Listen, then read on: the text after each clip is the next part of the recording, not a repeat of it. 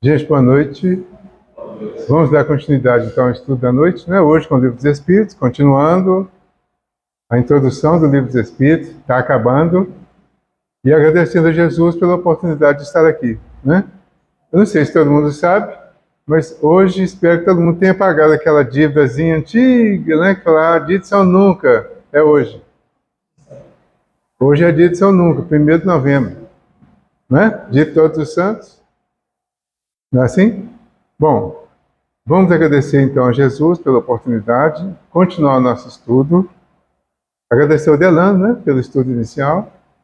Essa questão da prece é muito importante para todos nós. A gente entender a mensagem principal, uma das principais de Jesus, né, do orai e vigiai. Ou vigiai e orai.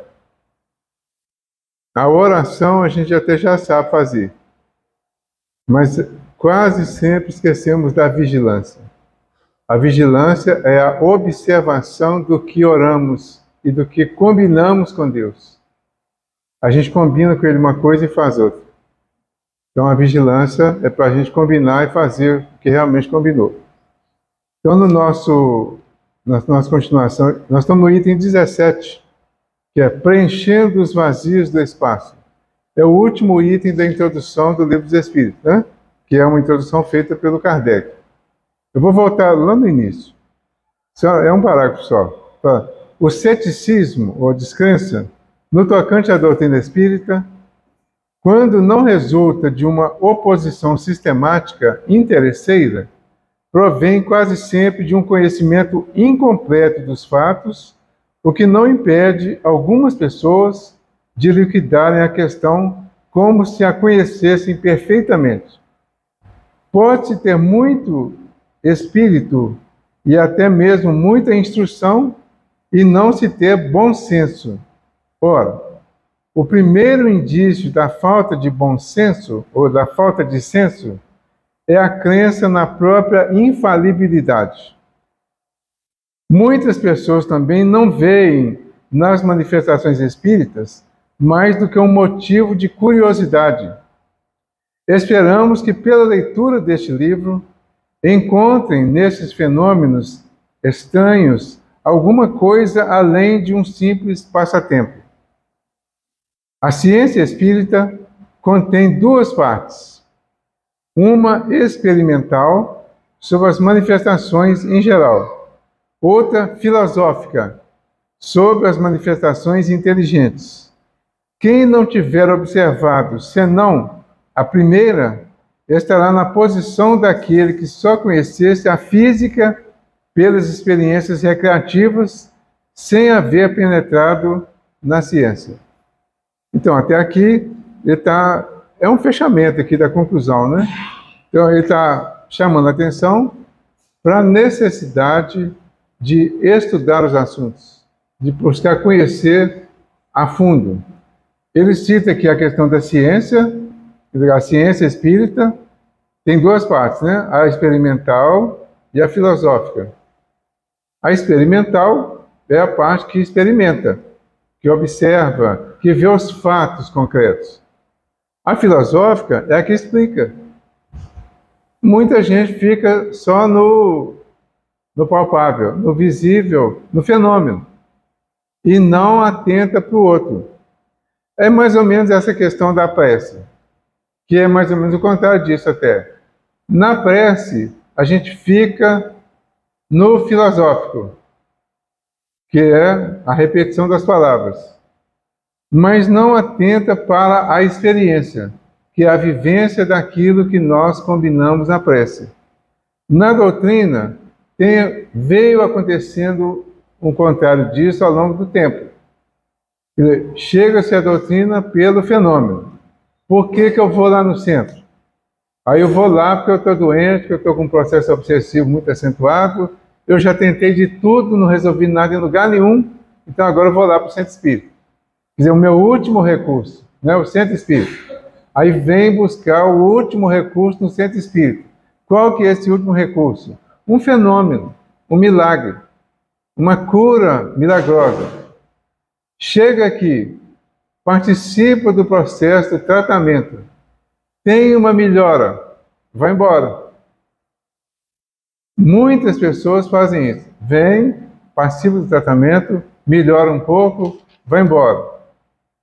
Até entender que não basta participar de um tratamento, que é uma parte mais milagrosa até, né, de fenômeno. É preciso entender a filosofia, a explicação sobre a doutrina. Ela precisa explicar para mim por que eu estava vivendo aquela situação. Por que eu estava doente? Por que aconteceu aquilo comigo? Por que eu estava em dificuldade? Por que morreu alguém e eu entrei em desespero? Por que eu pedi emprego e entrei em desespero? Adoeci, comecei a pensar, tem suicídio? Ou seja, uma série de fatores da vida, muito generalizados, que levam as pessoas a comportamentos íntimos, que podem levar inclusive à morte, ou ao suicídio, no caso. Né? Por que tudo isso? O fenômeno não explica isso. Você vem e recebe um passe, alivia, participa do tratamento que na sexta-feira, dependendo da situação, do tipo de problema que a pessoa tenha, ela já sai daqui aliviada. Nós já vimos vários casos aqui de diversos tipos de diagnóstico que as pessoas vêm e melhoram. Mas fica faltando a explicação.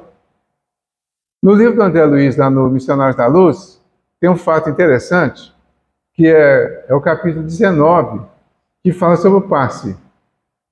Aí tem o André Luiz está participando, acompanhando o trabalho de passe da casa. E ele está lá conversando com um dos coordenadores do trabalho de passe. Aí chega um dos auxiliares lá e fala: nós estamos com um caso aqui de 10ª vez. Aí o André Luiz ficou curioso. Ué, como que é isso, 10ª vez? Foram explicar para ele. A pessoa vem e recebe 10 passes e sai bem melhorado, praticamente total. Mas na semana seguinte ela volta do mesmo jeito e sai melhorada de novo durante 10 vezes. A partir da 10ª vez, ela já não sai melhorada, como saiu das primeiras.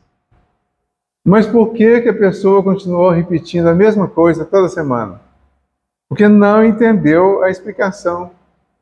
A explicação do Evangelho, da doutrina, que vai orientar para que a gente não continue fazendo as mesmas coisas erradas que fazia antes.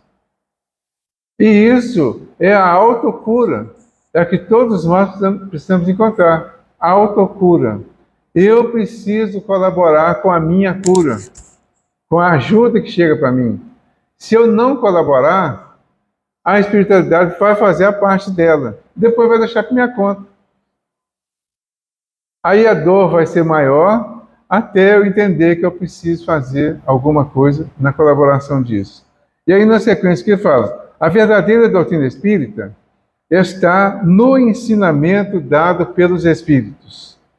E os conhecimentos que esse ensinamento encerra são muito sérios para serem adquiridos por outro modo que não por um estudo profundo e continuado, feito no silêncio e no recolhimento. Mesmo porque só nessas condições pode ser observado um número infinito de fatos e suas nuances que escapam ao observador superficial e que permitem firmar-se numa opinião. Aqui tem outro ponto muito importante também sobre a doutrina. Então, a verdadeira doutrina está no ensinamento dado pelos Espíritos. Ok, verdade, acredito nisso. Mas eu só vou entender isso estudando esses ensinamentos. Não vai valer nada. Então a gente vem aqui, nós estamos estudando o Livro dos Espíritos. 4ª vez. Pegamos a introdução na primeira vez, fomos até a questão 1019, depois a conclusão, todos os itens da conclusão. Fechou? Começou de novo. Estamos começando de novo pela 4ª vez. Tá? Eu que fiz isso as 4 vezes. As 3, né? A 4ª, não sei se eu vou conseguir chegar no final, não. mas as 3 já está finalizado. Finalizou. Sei tudo? Não. E quem participou? Não lembro, talvez a Neide, que está aqui hoje, que tenha participado de tudo, desde o início. Uma boa parte dos desencarnados também, que pode estar aqui hoje, participar do início. Né? Mas o Nestor, por exemplo, participou desde o início, né? Mas não está aqui hoje. Então, já sabem tudo? Não. E quem participou de todas, se não estudou mais profundamente em casa também, e outras obras, ficou com um conhecimento superficial ainda. Então, é importante estudar mais e cada vez mais, procurar saber. O que ele fala aqui, ó? Os conhecimentos que esse ensinamento encerra são muito sérios para serem adquiridos por outro modo que não por um estudo profundo e continuado, feito no silêncio e no recolhimento. Então, a gente tem vários exemplos disso. Particularmente, eu tive vários exemplos de coisas que eu aprendi estudando em casa. Não sei se eu faria isso se eu não tivesse que explicar para as outras pessoas. Então, eu agradeço muito essa oportunidade de fazer os estudos, de apresentar os estudos, porque isso me obrigou a estudar mais. Fazer isso que ele está falando aqui, ó. Estudo profundo e continuado, feito no silêncio e no recolhimento. Você tem um estudo para fazer. Por exemplo, ontem foi segunda, né? Ontem nós estudamos o Evangelho de João, a primeira parte, versículo de 1 a 14, numa outra casa. O estudo demorou 1h30, só esse estudo, não ficou completo. Quanto tempo eu gastei para preparar esse estudo de 1h30 do Evangelho de João? Então, para mim, foi 1h30 lá na apresentação e mais assim, bem por baixo, umas 3 horas de preparação do estudo. Gastaria muito mais se eu fosse me aprofundar mais ainda. Certo? Então, eu tive a oportunidade de meditar, de estudar o texto do Evangelho 4h30. Aprendi tudo sobre isso? Não.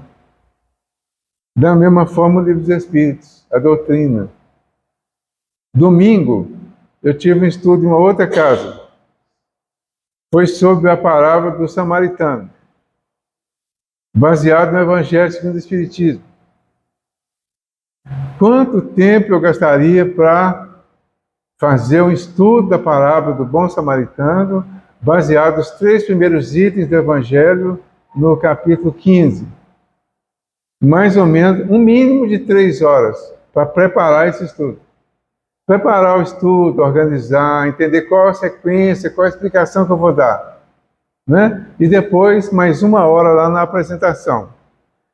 Esse estudo, dessa forma, é um treinamento para a gente continuar estudando outras coisas ou os mesmos assuntos repetidamente, para a gente entender realmente. Então, é importante que a gente pegue um exemplo. Há um tempo atrás, há bastante tempo já, eu peguei o Evangelho segundo o Espiritismo. Não sei qual era a vez que eu ia ler o Evangelho segundo o Espiritismo. Mas eu sei que eu peguei e falei, vou começar a ler o Evangelho do princípio. Peguei o Evangelho na introdução, que eu já tinha lido, vamos pôr aí umas 4 vezes.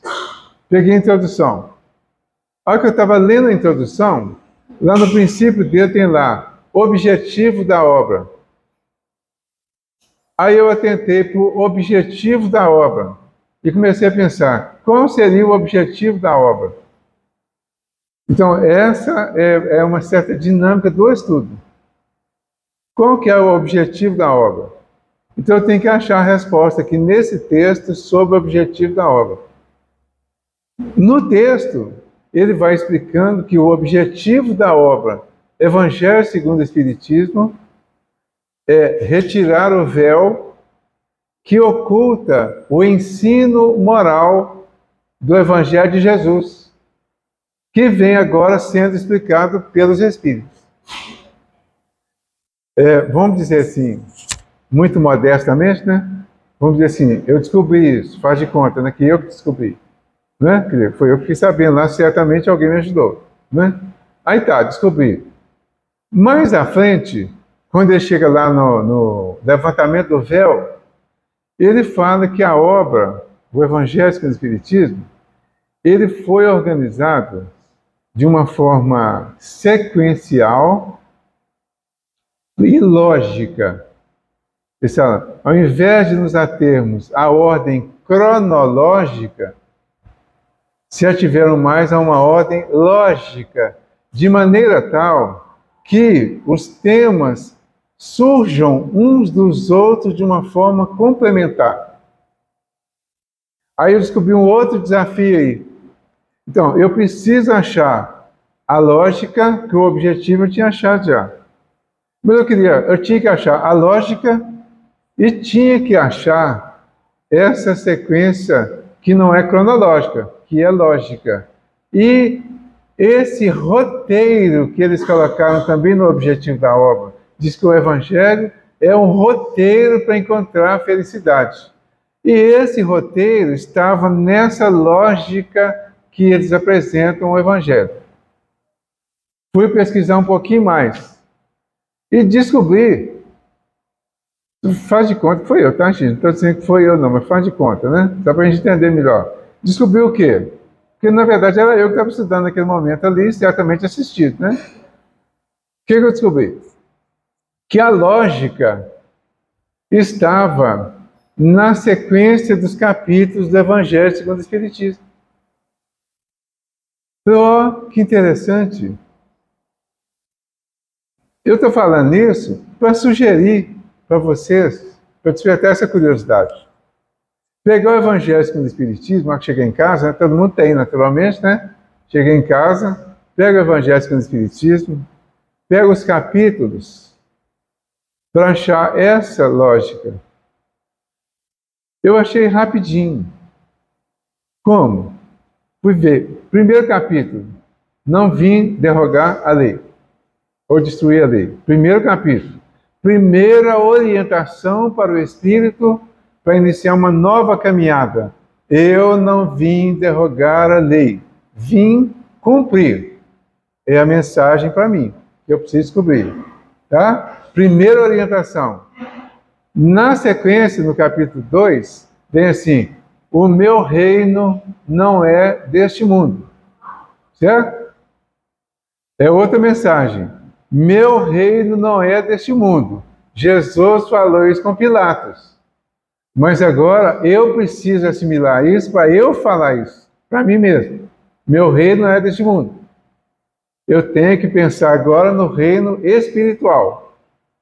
Principalmente agora que o tempo está passando, né? Meu reino espiritual. Quando ele fala assim, meu reino não é deste mundo, pela lógica, ele estaria dizendo assim, então existe outro mundo. Ou outros mundos, não é? Aí começa a sequência lógica de fato. O capítulo 3. Há muitas moradas na casa do Pai. Certo? Sequência lógica e um capítulo surgindo do outro.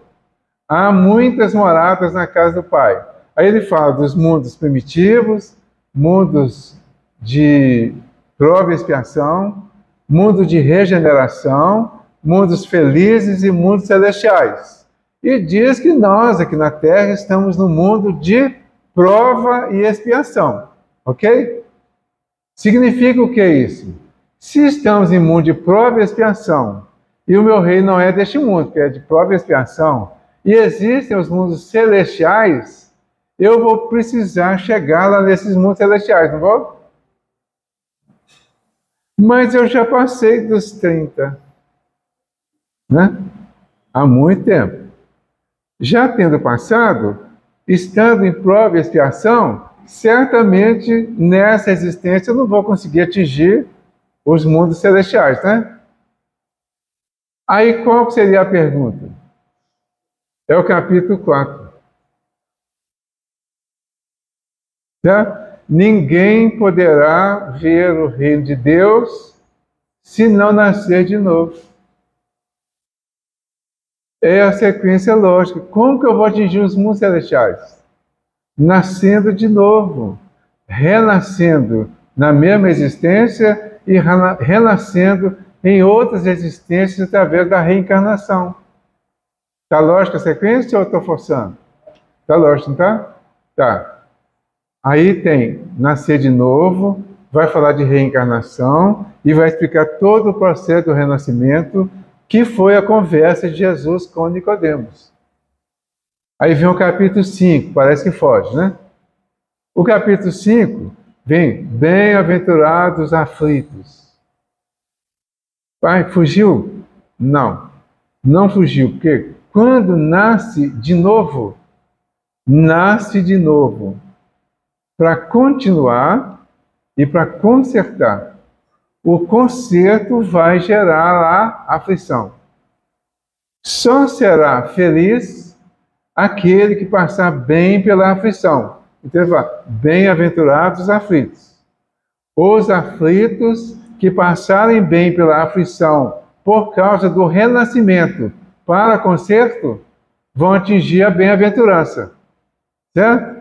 Então, o aflito que passou bem, que teria essa bem-aventurança relativa, fala no Evangelho, no Sermão da Montanha, nas bem-aventuranças, né? Bem-aventurados aflitos, porque serão consolados. Não é isso? Qual que é o próximo capítulo? Capítulo. O Cristo Consolador. Bem-aventurados os aflitos. Por quê? Serão consolados. Capítulo 6. O que significa isso? Do 1 até o 6 é o nosso caminho do encontro com Jesus. No capítulo 6 nós encontramos com Jesus. O que tem no primeiro item do capítulo 6? Vinde a mim todos vós que estáis aflitos e sobrecarregados, que eu vos aliviarei. Ok?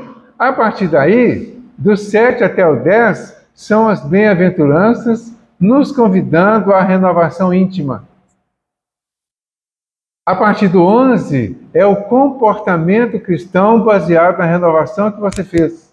Todos de uma forma sequencial, mas bem objetiva, do comportamento que nós devemos ter. Do 11 até o 17. Do 18 até o 26, tem lá uma sequência de avisos e de cuidados que nós precisamos ter ao longo da nossa existência. E o 27 e 28, que o 27 acabou agora, o 28 começou hoje, são os capítulos dos pedidos e agradecimentos, que está envolvendo a prece, como orar, inclusive, a maneira de orar no capítulo 27, e depois uma sequência de preces no capítulo 28, que o Delano começou hoje. Então isso é o estudo do Evangelho segundo o Espiritismo. Esse é o esqueleto do estudo do Evangelho. Fez o esqueleto?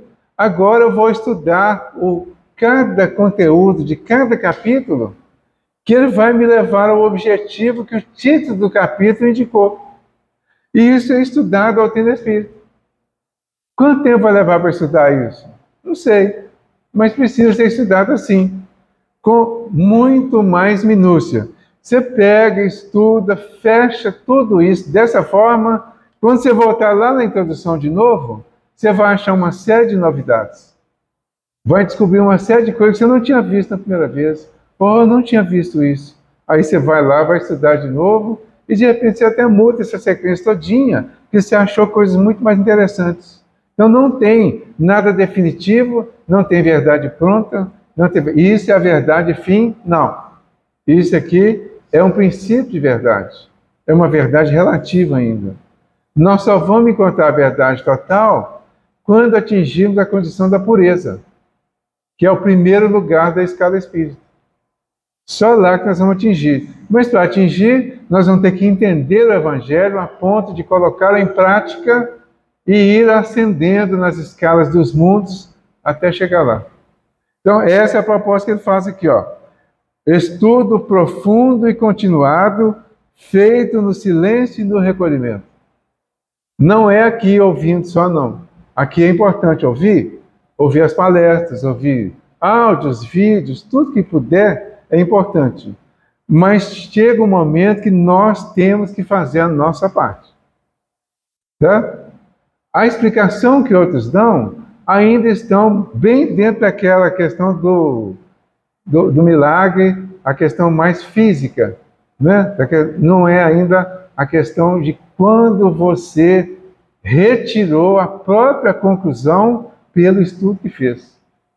Então aí é responsabilidade de cada um fazer o próprio estudo. Tem material para estudar muito tempo. Mesmo porque só nessas condições pode ser observado um número infinito de fatos e suas nuances que escapam ao observador superficial e que permitem firmar-se uma opinião. Estudou o assunto, chegou à sua conclusão, entendeu de uma forma que te atende. Aí você não precisa ficar perguntando para os outros o tempo todo. Como é que é isso? Como é que eu faço aquilo? O que significa isso? O que vai acontecer com uma pessoa e depois que morre, chega no plano espiritual, o que vai acontecer? O que eu faço? O que eu tenho que fazer? Você já vai ter as suas respostas. Com segurança, na medida que vai estudando e vai confirmando tudo isso. Tá? Se este livro não tivesse por fim mais do que mostrar o lado sério da questão, provocando estudos a respeito, isso já seria bastante e nos felicitaríamos por termos sido escolhidos para realizar uma obra sobre a qual não pretendemos ter nenhum mérito pessoal. Esse é um outro ponto importante do Kardec. Quer dizer, ele está falando que ele não queria ter nenhum mérito pessoal sobre a obra. Sobre a obra espírita. Eu vou ter que tossir.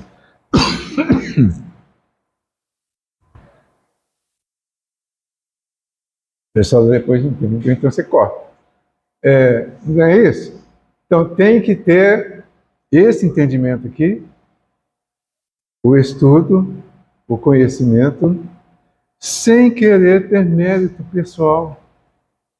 Você realizou alguma coisa? O Delano leu aqui hoje no Conduta Espírita, para que a gente não se considere imprescindível nem insubstituível.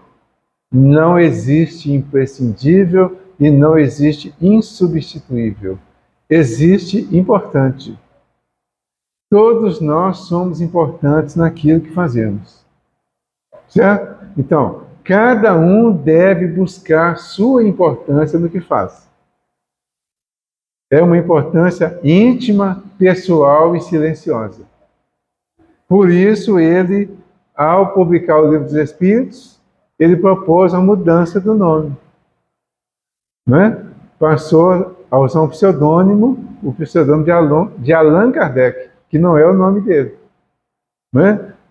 Isso significa que ele não queria ter isso que ele falou, nenhum mérito pessoal, pois os princípios aqui expostos não são de nossa criação. Isso o Kardec falando. Como eu falo assim, eu descobri isso, e conserto até, né? Não fui eu. Nós descobrimos, o mais correto seria isso, né? Nós. Porque certamente, quando você está estudando, os Espíritos vêm para ajudar. Então, nós vamos descobrir juntos. Eu, você e os Espíritos. Vamos descobrir juntos. Eles vão colaborar. Quanto mais a gente estuda, quanto mais a gente tem interesse em estudar, em aprender, mais eles vêm para colaborar. E aqui o Kardec fala mais uma vez, o mérito é, portanto, inteiramente dos Espíritos que o ditaram. Esperamos que ele tenha outro resultado. O Livro dos Espíritos, né? O de guiar os homens desejosos de se esclarecerem, mostrando-lhes nestes estudos um objetivo grande e sublime, o do progresso individual e social, e indicando-lhes o caminho a seguir para a sua consecução. Então, esse é um dos objetivos principais do Livro dos Espíritos e da doutrina espírita como um todo. Vai indicar para mim um caminho para o progresso individual. Quando eu falo de reencarnação lá no capítulo 4 do Evangelho, aqui na questão 167, ele pergunta qual a finalidade da reencarnação, e a resposta que os Espíritos dão é expiação. Por isso, bem-aventurados os aflitos. Expiação. Melhoramento progressivo da humanidade. Sem isso, onde estaria a justiça? Se nós não tivéssemos oportunidade de reencarnar para refazer, para consertar, onde estaria a justiça? Que só nos apontasse o erro e não desse a oportunidade de consertar, de refazer.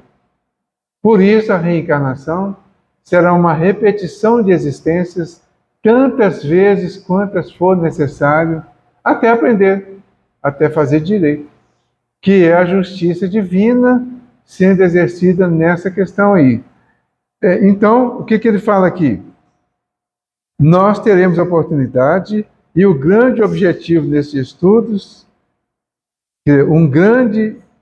um objetivo grande e sublime, o do progresso individual e social, indicando-lhes o caminho a seguir para a sua consecução. Concluiremos com uma derradeira consideração.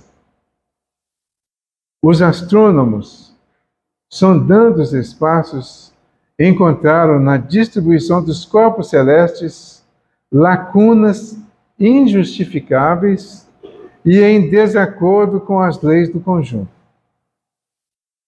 Suspeitaram que essas lacunas deviam corresponder a corpos que haviam escapado às observações.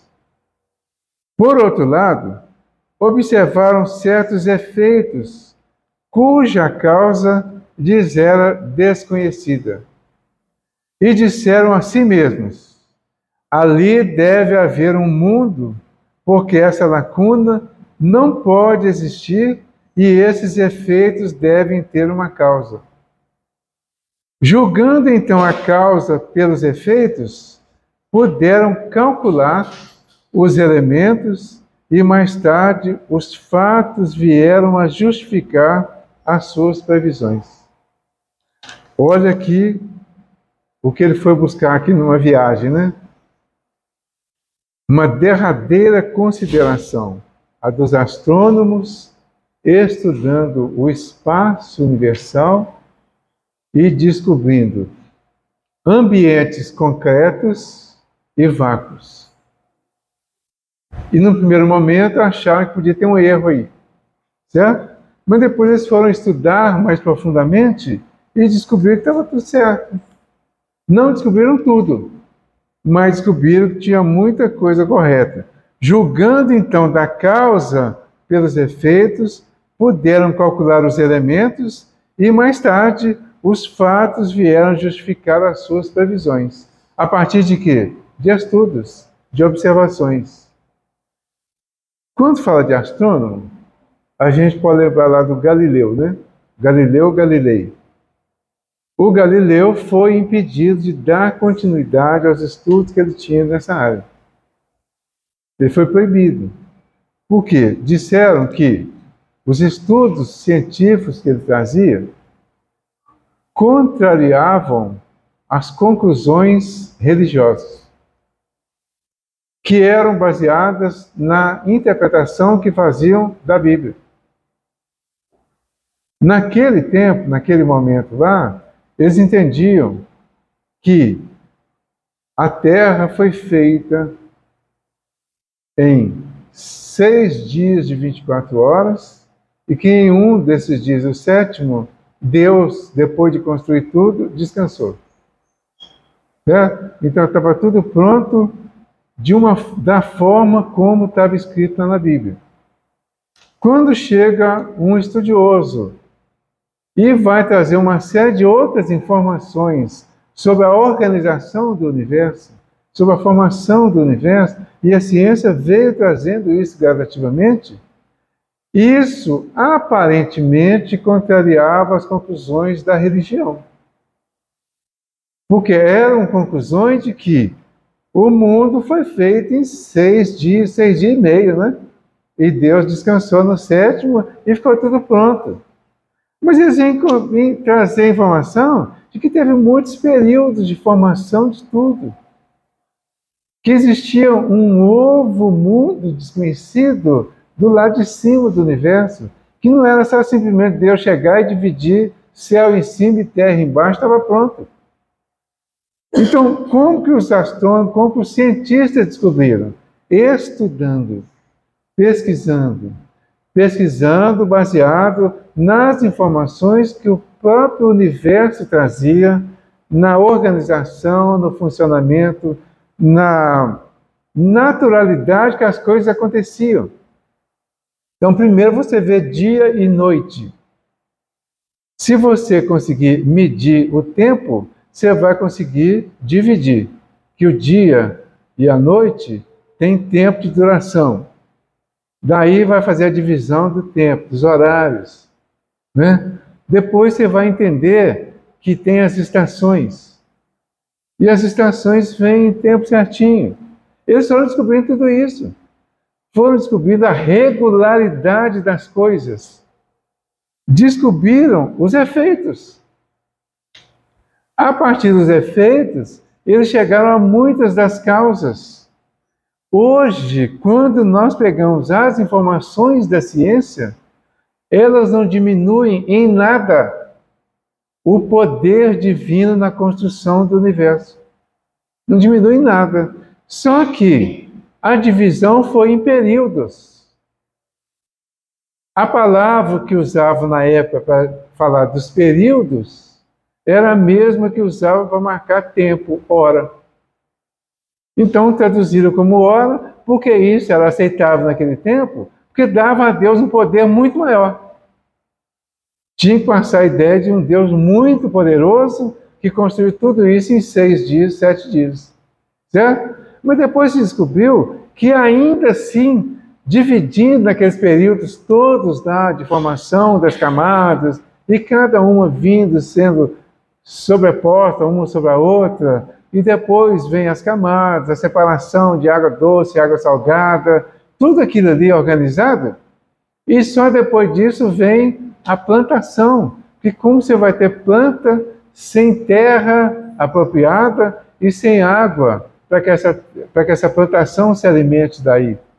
Então, até então, era o mineral que foi organizado e o mineral passou a gerar vida. Aí vem as plantas. Né? Do inorgânico começa a surgir o orgânico, os seres organizados. E os cientistas foram descobrindo tudo isso ao longo desse tempo todo. Ao descobrir tudo isso aí, eles foram sempre partindo do efeito para as causas, mas, de alguma forma, contrariando as conclusões da religião, que eram conclusões que não combinavam com as dos cientistas. Aí o Galileu foi condenado, né? Ele foi excomungado. Mas o tempo foi passando e hoje a religião teve que liberar as conclusões da ciência e nós hoje sabemos de muita coisa, não desconsideramos o criacionismo, não desconsideramos Deus, não desconsideramos a ciência e não desconsideramos a religião. Mas a ciência, a religião, a filosofia precisam caminhar juntas. Essa é a conclusão que ele foi chegando. Apliquemos este raciocínio a outra ordem de ideias. Se observarmos a série dos seres, percebemos que eles formam uma cadeia sem solução de continuidade, desde a matéria bruta até o homem mais inteligente.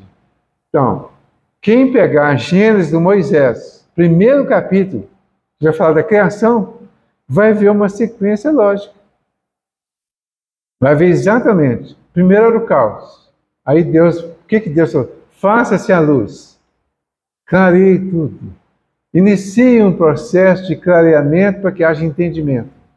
Aí ele foi organizando tudo para que uma coisa surgisse da outra.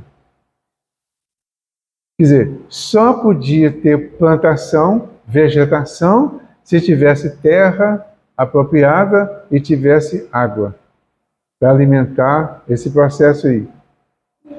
Depois veio o animal. As diversas espécies de animais só podiam vir a partir da vegetação, porque eles iam se alimentar da vegetação. Certamente, depois, com a superprodução, alguns animais passaram a se alimentar de outros. Fazia parte do processo, não é?